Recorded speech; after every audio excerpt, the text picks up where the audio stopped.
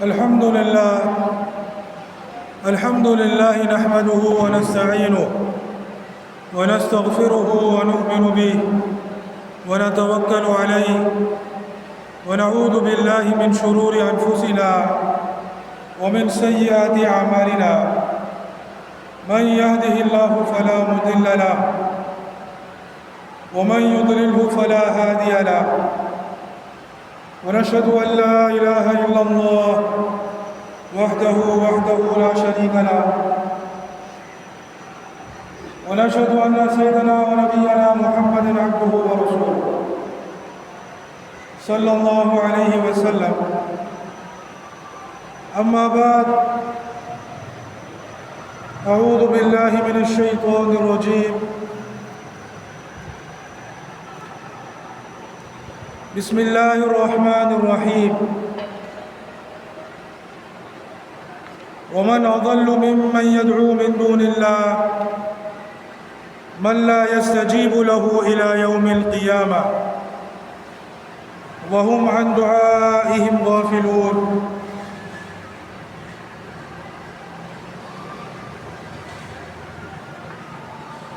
وإذا حشر الناس كانوا لهم أعداء وكانوا بعبادتهم كافرين.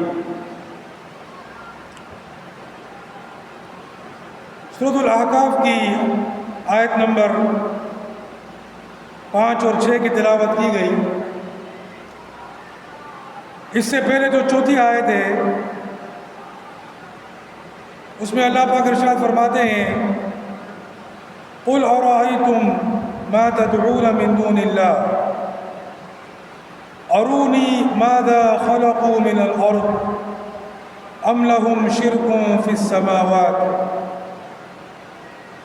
ائتوني بكتاب من قبل هذا أو أثارة من علم إن كنتم صادقين. کہ اے نبی، آپ ان مشرکین سے کہیے کہ بھلا دیکھو تو کہ جن کو تم اللہ کے سوا پکارتے ہو، تدعون من دون اللہ، تدعون پکارنا، دعا یدعو دعا کرنا، پکارنا، بلانا. قل ارأیتم ما تدعون من دون اللہ، کہ بھلا بتاؤ کہ جن کو تم اللہ کے سوا پکارتے ہو، ارونی ماذا خلقوا من الارض، ذرا مجھے بتاؤ کہ انہوں نے کیا زمین سے پیدا کیا، یا کون سی زمین بنائی ہے، زمین کا کون سا حصہ انہوں نے بنایا ہے.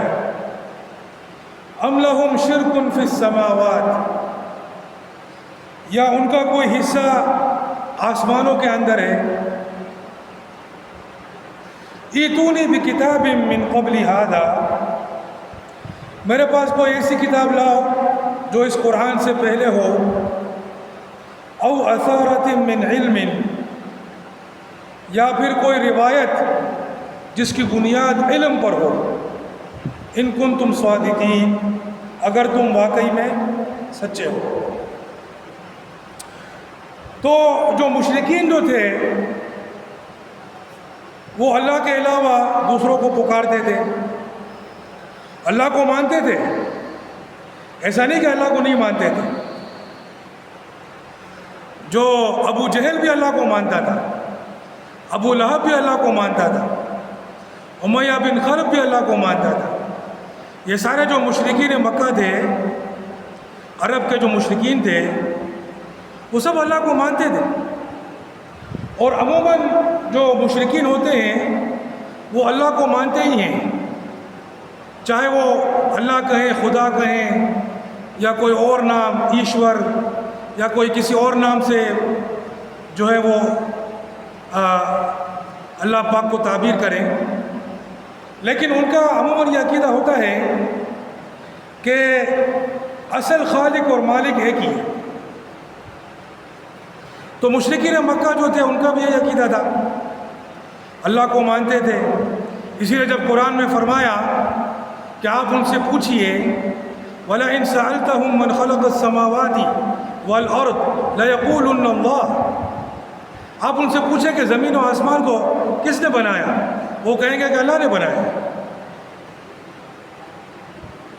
اور فرمایا فَإِذَا رَكِبُوا فِي الْفُلْكِ دَعَوُا اللَّهَ مُخْلِصِينَ لَهُ الدِّينَ، کہ جب وہ سمندر میں ہوتے، کشتی پر سوار ہوتے اور سمندر میں طغیانی آ جاتی تو پھر صرف اللہ کو پکارتے. وہ بولتے بھائی ابھی کوئی کام نہیں آئے گا، ابھی سب کو چھوڑو، ابھی صرف اللہ کو پکارو. فَلَمَّا نَجَّاهُم مِّنَ الْبَرِّ اِذَا هُمْ يُشْرِكُونَ، جب اللہ پاک ان کو خشکی کی طرف نجات دیتا تو پھر وہ وہی شرک کرنا شروع کر دیتا. تو اللہ پاک فرماتا ہے کہ اے نبی آپ ان سے پوچھئے کہ جن کو تم اللہ کے سوا پکارتے ہو، اور جن کو وہ پکارتے تھے وہ سب کے سب انسان تھے، لات، منات، عزا، یہ جو مختلف جو نام تھے، بلکہ انہوں نے سیدنا ابراہیم علیہ السلام کی بھی مورتی بنائی ہوئی تھی، ان کا بھی بت بنایا ہوا تھا. سیدنا اسماعیل علیہ السلام کا بھی بت بنایا ہوا تھا، نعوذ باللہ من ذالک. اور اس طرح نصارہ جو ہے وہ حضرت عیسیٰ علیہ السلام کا بت بناتے ہیں اور مریم رضی اللہ تعالی عنہ کا بت بناتے ہیں. تو یہ بت جو ہے ان کا مقصد یہ نہیں تھا کہ یہ ہم پتھروں سے مانگ رہے ہیں، بلکہ یہ بت کوئی نہ کوئی انسان تھے، یہ کوئی نہ کوئی انسان تھے جن کا انہوں نے بت بنایا ہوا تھا. اور مقصد یہ تھا کہ ہم ان انسانوں کو پکارتے ہیں، یہ مقصد ہوتا تھا. تو اللہ پاک ان کو چیلنج کرتا ہے کہ تم ان کو پکار رہے ہو،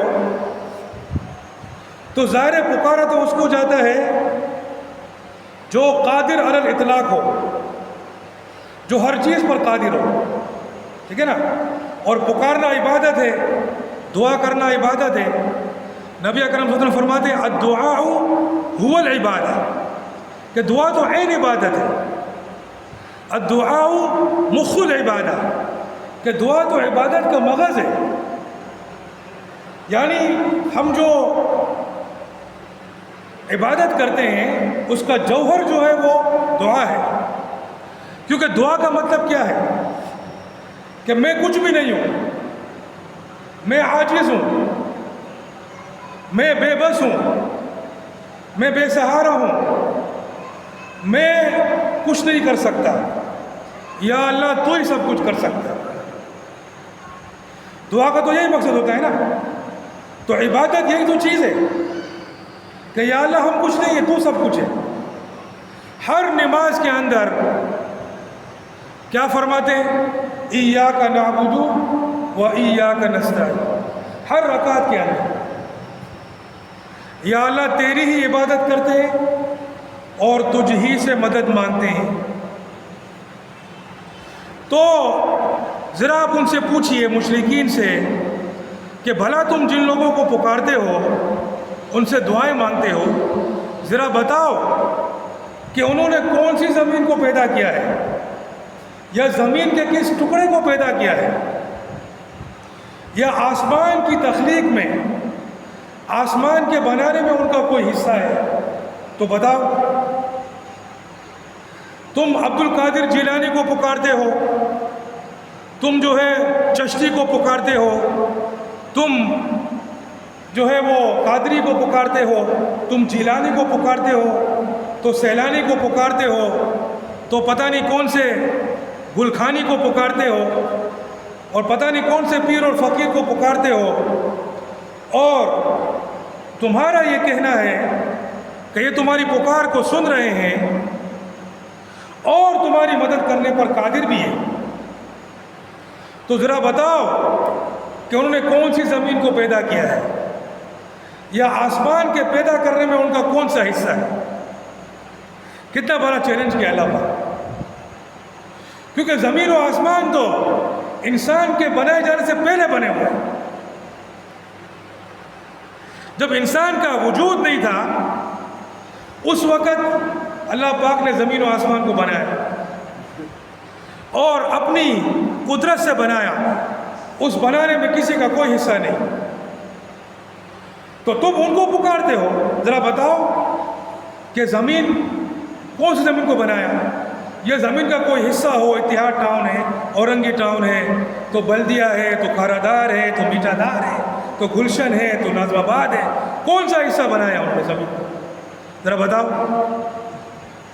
نہیں بتا سکتے۔ ایتونی بکتاب من قبل ھذا، قرآن سے پہلی والی کتاب لاؤ، کیونکہ قرآن تو منع کر رہا ہے، قرآن تو ان مشرکین کو ٹھکرا رہا ہے اور ان کی دعاؤں کو ٹھکرا رہا ہے، تو پھر قرآن سے پہلی کوئی کتاب لے کر آؤ جو نبی پر نازل ہوئی ہو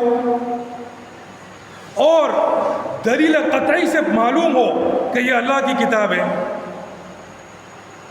دلیل قطعی سے معلوم ہو کہ یہ اللہ کی بھیجی ہوئی کتاب ہے اور تحریف شدہ نہیں ہے، ایسی کوئی کتاب لے کر آؤ یا کوئی ایسی روایت لے کر آؤ۔ تو اللہ پاک چیلنج کر رہے ہیں، اور جو آج کے مشرکین ہیں ان کو چیلنج کیا جائے گا کہ تم قرآن کو لے کر آؤ، قرآن کی کوئی آیت کو لے کر آؤ یا کوئی حدیث متواترہ، سنت متواترہ کو لے کر آؤ کہ ہمارے نبی صلی اللہ علیہ وسلم نے اس تعلیمات کو پھیلایا ہو کہ تم اللہ کے علاوہ دوسروں کو پکارنا، یا ہمارے نبی صلی اللہ علیہ وسلم نے کبھی اللہ کو چھوڑ کر کسی دوسرے کو پکارا ہو۔ ہمارے نبی سے پہلے نبی تھے نا، ابراہیم علیہ السلام، کبھی بولا یا ابراہیم میری مدد کر؟ نہیں۔ کبھی بولا یا آدم میری مدد کر؟ نہیں۔ کبھی بولا یا نوح میری مدد کر؟ نہیں۔ کبھی اللہ کے علاوہ دوسروں کو نہیں پکارا، بلکہ حضور پاک صلی اللہ علیہ وسلم نے فرمایا کہ جب تم مانگ اللہ سے مانگ، جب سوال کر اللہ سے سوال کر۔ اذا سألت فاسأل اللہ واذا استعنت فاستعن باللہ، اور فرمایا کہ اگر تمام لوگ جمع ہو جائیں تجھے نقصان پہنچانے پر، تجھے وہ نقصان نہیں پہنچا سکیں گے مگر وہی جو اللہ نے تیرے لیے مقدر کیا ہے، اور اگر سب جمع ہو جائیں تجھے فائدہ پہنچانے پر، تجھے فائدہ نہیں پہنچا سکیں گے مگر وہی جو اللہ نے تمہارے لیے مقدر کیا۔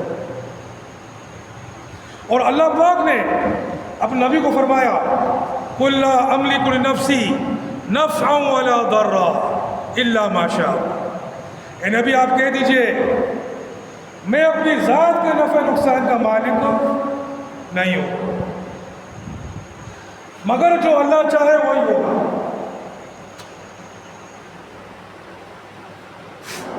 جو اللہ چاہے وہی ہوگا۔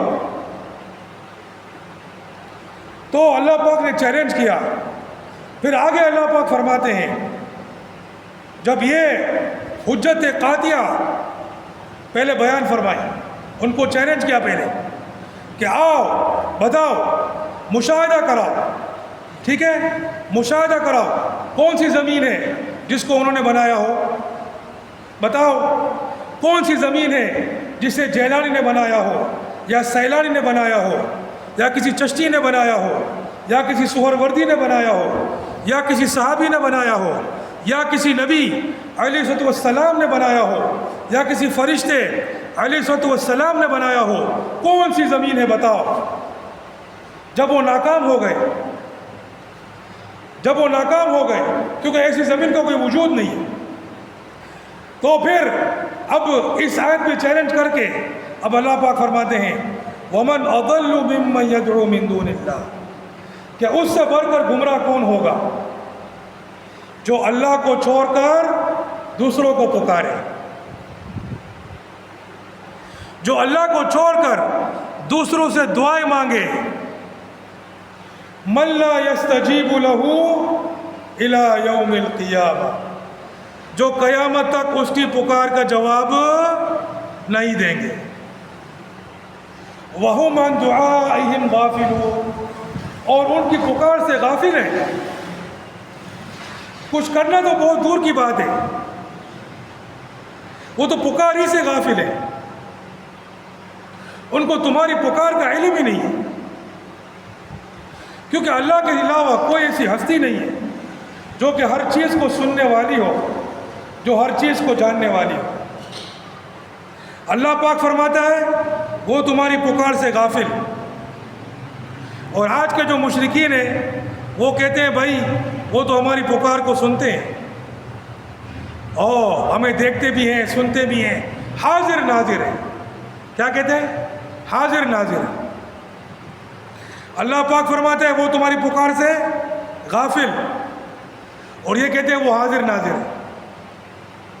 وہ تو حضور پاک صلی اللہ علیہ وسلم حاضر ناظر ہیں، انبیاء کرام حاضر ناظر ہیں، صحابہ کرام حاضر ناظر ہیں، اولیاء حاضر ناظر ہیں، بھائی سبھی حاضر ناظر ہیں، کوئی بچا نہیں ہے جو حاضر ناظر نہ ہو۔ اور حاضر ناظر کا مطلب کیا؟ جو ہر چیز کو دیکھنے والا ہو، ہر چیز کو سننے والا ہو۔ اب ذرا مجھے بتاؤ کہ کسی نبی صلی اللہ علیہ وسلم کے بارے میں ایسی بات کہنا یہ گستاخی نہیں ہے؟ ہاں، کہتے ہیں کہ حضور پاک صلی اللہ علیہ وسلم کی جو روح مبارک ہے وہ تمام کائنات کے اندر ہے۔ توبہ استغفر اللہ، کائنات کے اندر تو کفار بھی ہیں اور مشرکین بھی ہیں، نجاستیں بھی ہیں، غلاظتیں بھی ہیں، یہ تم کیا کہہ رہے ہو؟ اور کہتے ہیں کہ بھائی وہ ہر چیز کو دیکھ رہے ہیں، اور پھر باقاعدہ لکھتے ہیں کہ تنہائی کے اندر، تاریکی کے اندر جو آدمی کرتا ہے وہ بھی دیکھتے ہیں۔ سبحان اللہ، بھائی تنہائی اور تاریکی میں آدمی کیا کرتا ہے؟ یہ تم کیسی باتیں کر رہے ہو؟ تم نبی صلی اللہ علیہ وسلم کی گستاخیاں کر رہے ہو۔ لا حول ولا قوت الا باللہ۔ یہ تو صرف اللہ کی شان ہے کہ وہ ہر چیز کو دیکھتا ہے، کیونکہ اس سے کوئی پردہ نہیں ہے، اس نے تو بنایا ہے، انسان کو بنایا اس نے، انسان کی ہر چیز کو بنایا اس نے، اس سے کوئی پردہ نہیں ہے اور اس پر کوئی قانون نہیں ہے۔ یہ تو اس کی شان ہے کہ وہ ہر چیز کو دیکھتا ہے، اس کے لیے کوئی حلال حرام کا کوئی قانون نہیں ہے، وہ جو چاہے کرے، فعال لما یرید ہے، یہ تو اللہ کی شان ہے۔ تو کہتے ہیں کہ بھائی حاضر ناظر ہیں، ہماری پکار کو سن رہے ہیں۔ اللہ پاک کہتے تمہاری پکار کو نہیں سن رہے، اللہ کو جھٹلا رہے ہیں، اور جو اللہ کو جھٹلائے وہ کیا ہوتا ہے؟ وہ کافر ہوتے ہیں۔ پھر بولتے ہیں یہ تو بتوں کے بارے میں، کیا بولتے ہیں؟ یہ تو بتوں کے بارے میں کہہ رہے ہیں۔ تو اللہ پاک فرماتا ہے وَإِذَا حُشِرَ النَّاسُ كَانُوا لَهُمْ أَعْدَاءً، کہ جب لوگوں کا حشر ہوگا، جب قیامت قائم ہوگی تو وہ ان کے دشمن ہوں گے۔ اب بولو کوئی بت بھی دشمن ہوگا تمہارا؟ یہ تو انسانوں کی بات ہو رہی ہے، جاندار کی بات ہو رہی ہے۔ وَكَانُوا بِعِبَادَتِهِمْ كَافِرِينَ، اور تمہاری عبادت کا کفر کریں گے، تمہاری عبادت کا انکار کریں گے، کہ تم جو ہماری عبادت کرتے تھے، ہم کو پکارتے تھے، وہ دشمن ہو جائیں گے۔ جب نبی اکرم صلی اللہ علیہ وسلم کو پتہ چلے گا کہ ان کو پکارتے تھے، ان سے دعائیں مانگتے تھے، نبی اکرم صلی اللہ علیہ وسلم ان کے دشمن ہو جائیں گے کہ تم نے اللہ کو چھوڑ کر میری عبادت کی۔ جب جیلانی کو پتہ چلے گا، جیلانی اللہ کے ڈر سے پھٹ جائے گا، یا اللہ میں نے کبھی اس طرح میں ان کی عبادت سے منکر ہوں۔ اگر اس نے یہ باتیں کہی ہیں تو پھر تو وہ خود ہی پھنس گیا، پھر تو وہ خود جہنم میں جائے گا نعوذ باللہ ہمیشہ کے لیے۔ تو پھر میرے بھائیوں، اللہ پاک جو ہے اس نے انبیاء کرام کو بھیجا ہی اسی لیے کہ صرف اللہ کی عبادت کی جائے۔ وما ارسلنا من قبلک من رسول الا نوحی الیہ انہ لا الہ الا انت فاعبدون،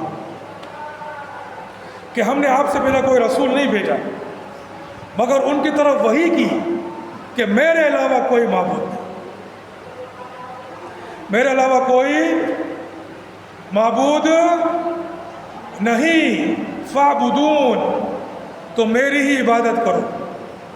اللہ پاک فرماتا ہے ان تدعوہم لا يسمعوا دعاءکم، اگر تم ان کو پکارو گے وہ تمہاری پکار نہیں سنیں گے۔ وَلَوْ سَمِعُوا مَا اسْتَجَابُوا لَكُمْ، اگر بالفرض اللہ پاک ان کو سنا دے، وہ سن لیں، مَا اسْتَجَابُوا لَكُمْ، جواب نہیں دے سکتے۔ پھر فرمایا، کیا فرمایا ان لوگوں نے کہ تو بتوں کے بارے میں ہے، تو اللہ پاک فرماتا ہے وَيَوْمَ الْقِيَامَةِ يَكْفُرُونَ بِشِرْكِكُمْ، اور قیامت کے دن وہ تمہارے شرک کا انکار کریں گے۔ یہ بتوں کی بات نہیں ہو رہی ہے، بت تو پتھر ہے، یہ انسانوں کی بات ہو رہی ہے، جاندار کی بات ہو رہی ہے کہ وہ خود اس شرک کا انکار کریں گے، اس کفر کا انکار کریں گے۔ آج لوگ کہتے ہیں بھائی اللہ پاک نے ان انبیاء کو اختیارات دے دیے ہیں، اولیاء کو اختیارات دے دیے، کن فیکون کا اختیار دے دیا، جو وہ چاہتے ہیں وہ ہو جاتا ہے۔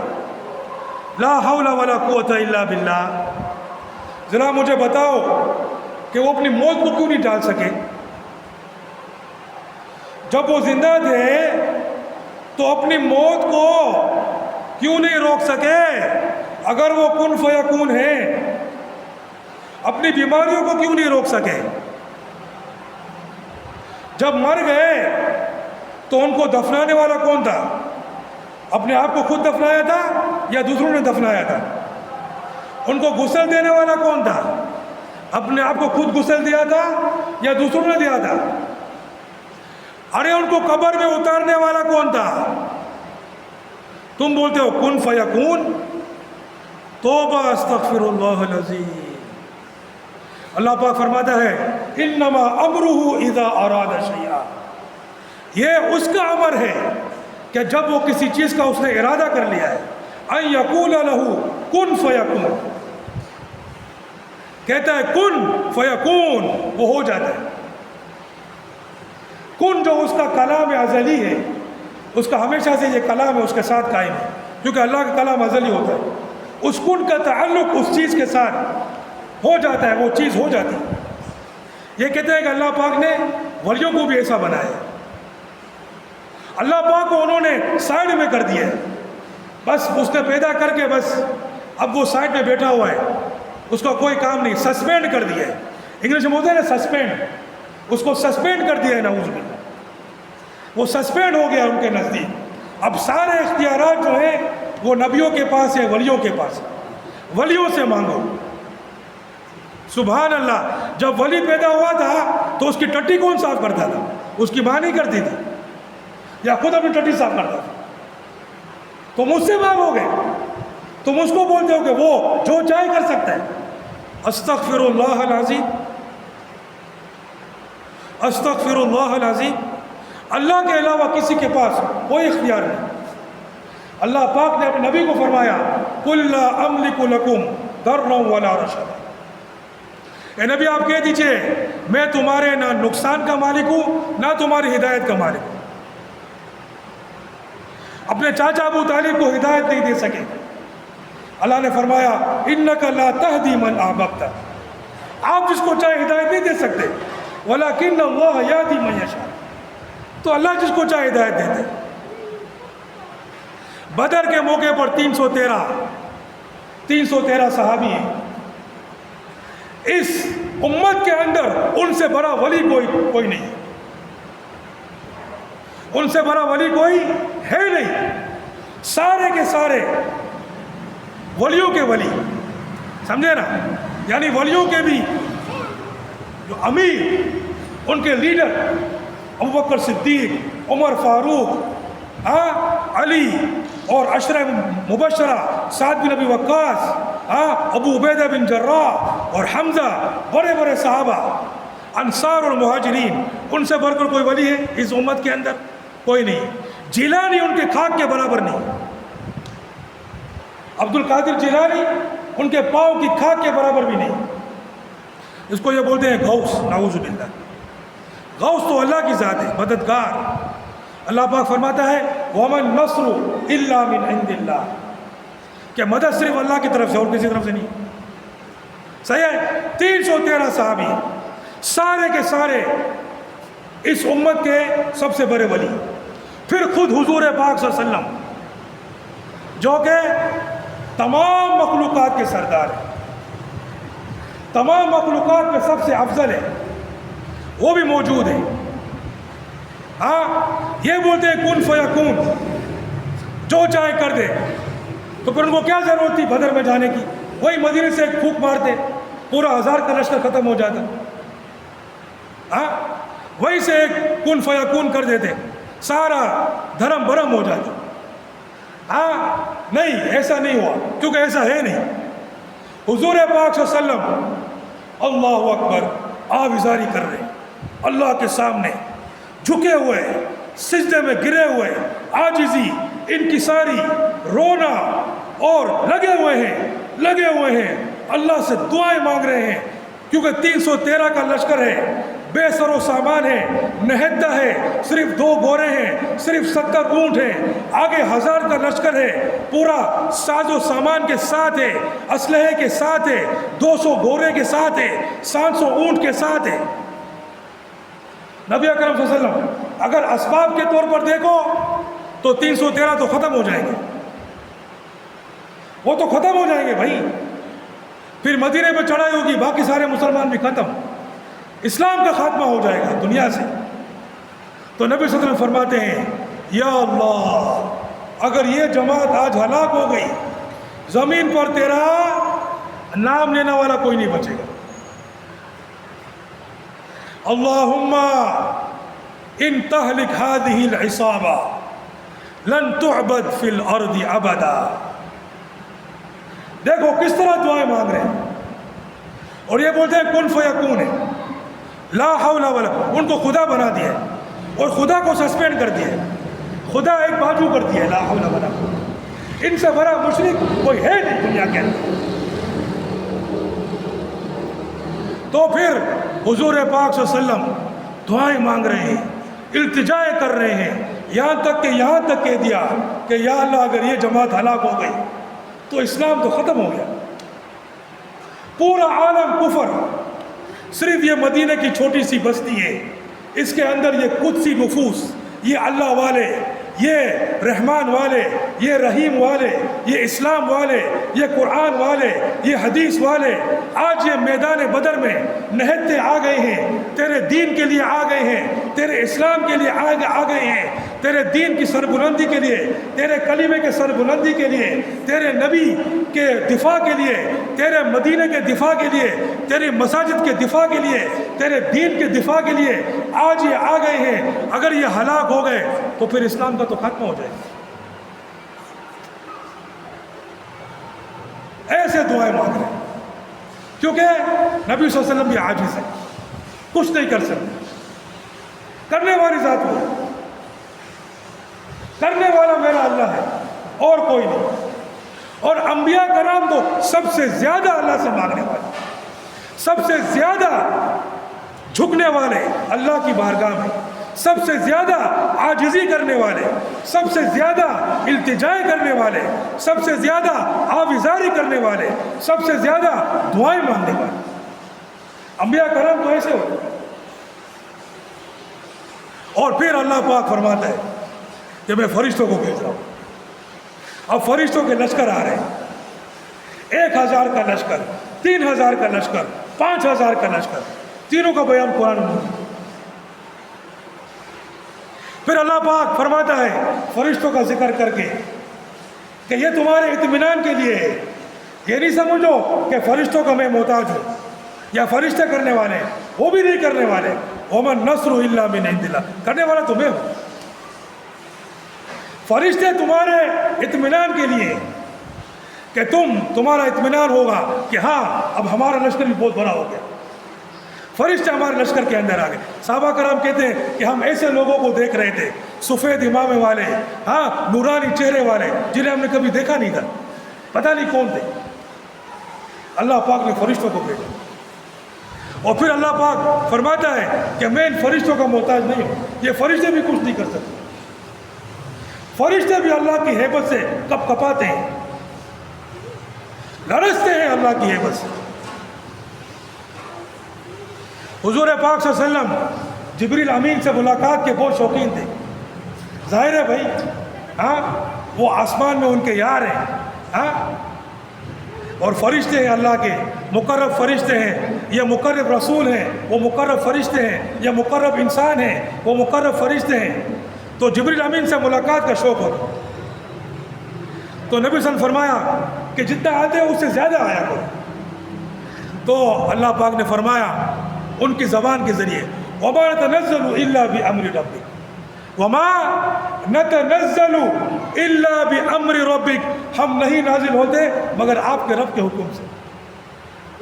جب وہ کہتا ہے تب ہم نازل ہوتے ہیں. ہم تو محکوم ہیں, غلام ہیں, بندے ہیں, ہماری نہیں چلتی. جب وہ کہتا ہے ہم آ جاتے ہیں, ہمارے اختیار میں نہیں. تو میرے بھائیوں, یہ حال ہے, یہ حال ہے.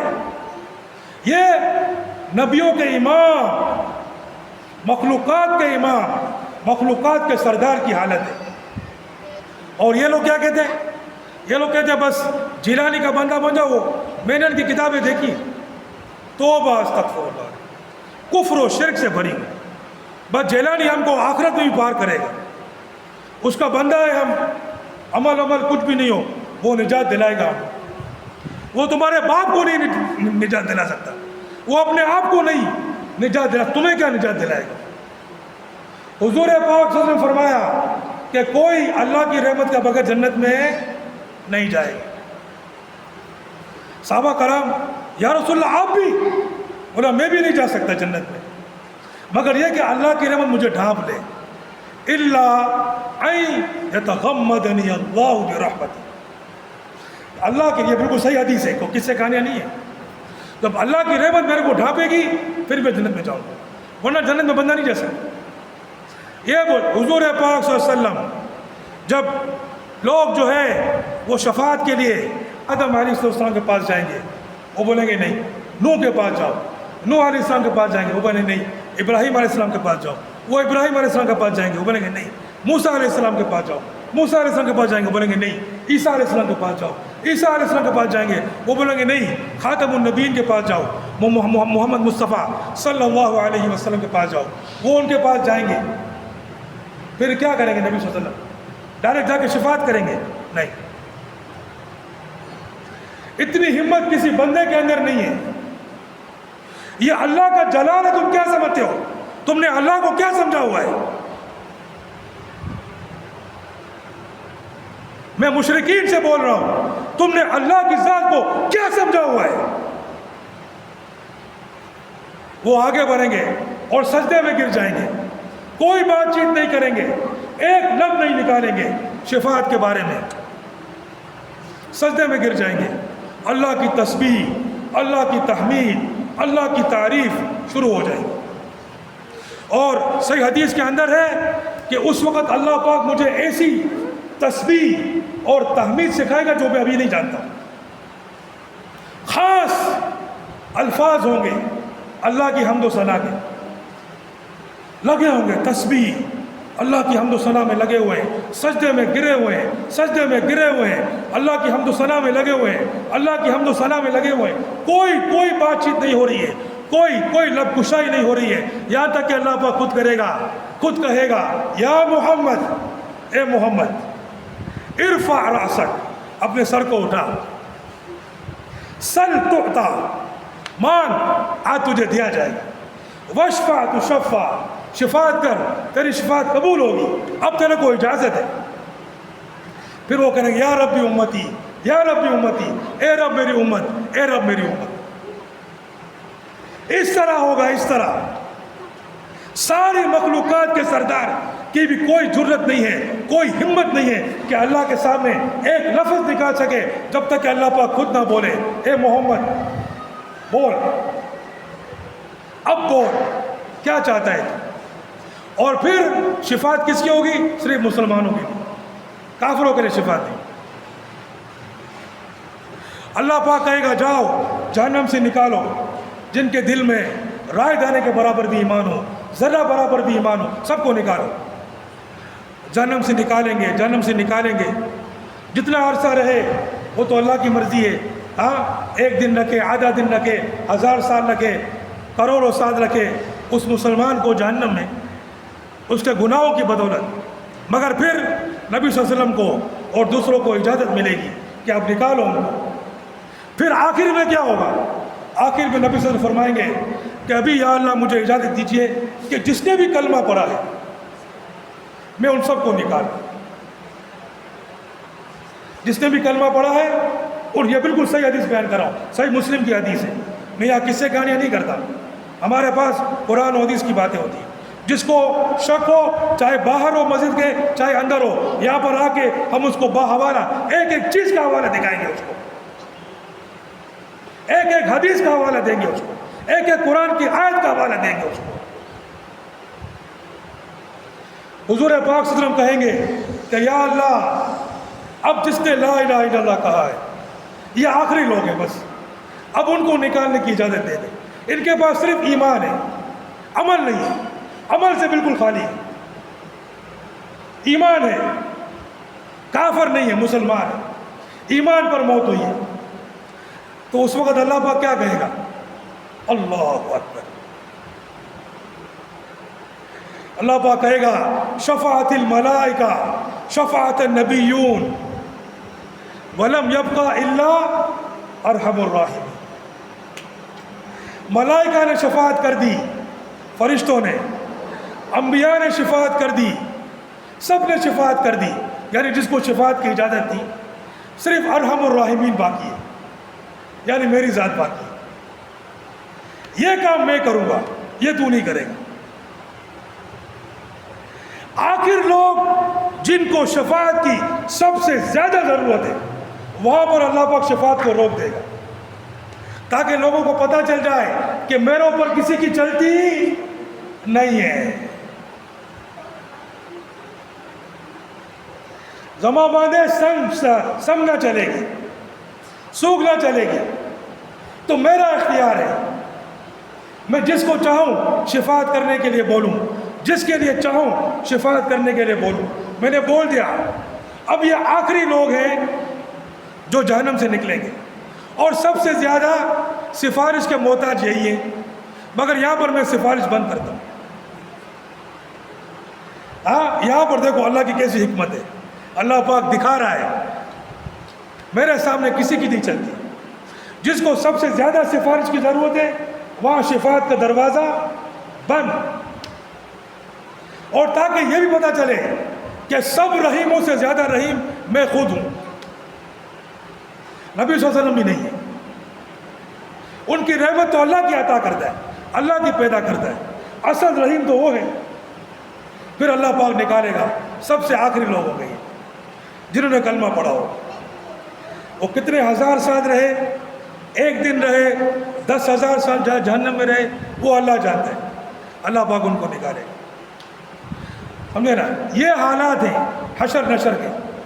تمام انبیاء کرام منع کر دیں گے, بولیں گے نفسی نفسی. آج تو اللہ پاک اتنے جلال میں ہے, ہماری ہمت نہیں ہے کہ ہم کوئی بات کر سکیں. وہ دوسرے کے پاس بھیجیں گے, وہ تیسرے کے پاس بھیجیں گے, وہ چوتھے کے پاس بھیجیں گے. آخر میں حضور اکرم صلی اللہ علیہ وسلم کے پاس بات پہنچے گی. اور حضور اکرم صلی اللہ علیہ وسلم کو اللہ پاک نے اجازت دی ہوئی ہے. حضور اکرم صلی اللہ علیہ وسلم بھی آگے بڑھیں گے اور سجدے میں گر جائیں گے.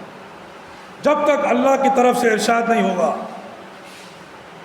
کوئی بات چیت نہیں ہوگی, کوئی سفارش نہیں ہوگی. اور یہ بولتے ہیں کہ جیلانی ہم کو بیڑا پار کرائے گا. وہ جیلانی اپنا بیڑا پار کرا لے, وہ اپنا بیڑا پار نہیں کر سکتا جب تک کہ اللہ پاک اس کا بیڑا پار نہیں کرے. سمجھے نا, سارا دھوکہ ہے, پیٹ کا چکر ہے. لوگوں کو جنت کے دروازے بنا کر اور جھنڈیاں لگا کر اور جیلانی کا اور سیلانی کا اور پتہ نہیں پھیلانی کا اور قادری کا اور رضوی کا اور کاظمی کا حوالہ دے دے کر ان سے پیسے بٹورتے. بس تمہارا بیڑا پار ہے, ہم کو پیسے دے دیا کرو. پیٹ کے بھوکے, پلاؤ، بریانی، زردہ، بس یہ ان کا دین ہے، یہ ان کا ایمان ہے. اور ناچنا گانا، سمجھے نا، اور گھوم پھرنا، یہ ان کا دین ہے. ہمارے نبی نے پیٹ پہ پتھر باندھ کر اللہ کے راستے میں جہاد کیا ہے. پیٹ پہ پتھر باندھتے تھے، 3 چاند گزر جاتے تھے، گھر میں چولہا نہیں چلتا تھا. یہ ہمارے نبی نے کیا ہے. اور یہ ان کے تو پیٹ زردوں سے بھرے ہوتے، بریانی سے بھرے ہوتے، سمجھے نا. ان کی کوئی دعوت کرے، اس کو دال کھلا دے، اگلے دن اس کے پاس جائے گے بھی نہیں اگلی دعوت میں. وہ تو دال والا ہے یار، کہاں میں ہمارا ٹائم ضائع کر دیا. کوئی اور دعوت ہوتی، کوئی اچھا کوئی مرغ کھانے کو ملتا. یہ ان کا دین ہے، یہ ان کا ایمان ہے میرے بھائی. اللہ کے علاوہ کوئی کچھ نہیں کر سکتا ہے. تمام انبیاء کرام اسی لیے آئے تھے کہ لوگوں کو اللہ سے ملا دیں،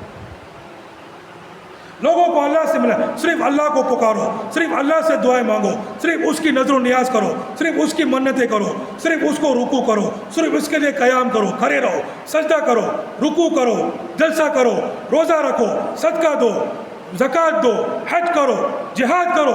یہ صرف اور صرف میرے اللہ کے لیے. قسم کھاؤ تو صرف اللہ کی کھاؤ، اور کسی کی نہیں. وہی ایک ذات ہے، اس کے علاوہ کوئی نہیں، اس کے علاوہ کوئی نہیں. نبی کا کام ہمیں اللہ سے ملانا. ہم ان کی فرما برداری کرتے ہیں اس لیے کہ اللہ نے ہمیں حکم دیا ہے کہ ان کی فرما برداری کرو. ان کے ذریعے سے تم میری عبادت کا طریقہ سیکھو گے، میری شریعت پر چلنا سیکھو گے. یہ ہمارے نبی کا کام. وہ خود خدا نہیں ہے، نعوذ باللہ، نہ خدا اختیارات والے.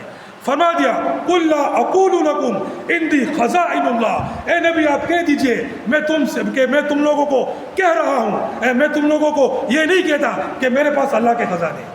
یہ قرآن کے اندر قُلْ لَا أَقُولُ لَكُمْ، میں تم سے یہ نہیں کہتا عِنْدِي خَزَائِنُ اللَّهِ کہ میرے پاس اللہ کے خزانے ہیں. وَلَا أَعْلَمُ الْغَيْبَ، اور نہ میں غیب کو جانتا ہوں، نہ میں غیب کو جانتا ہوں، نہ میرے پاس اللہ کے خزانے ہیں. میں تو بندہ ہوں، میرے پاس وہی اترتی.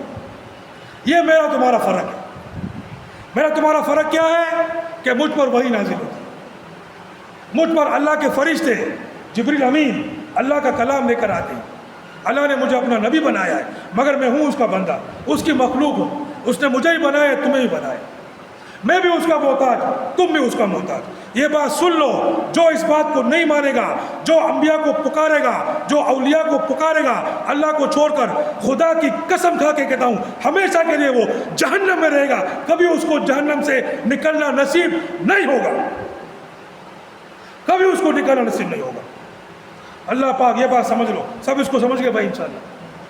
اللہ پاک عمل کی توفیق عطا فرمائے. وآخر دعوانا ان الحمد للہ رب العالمین.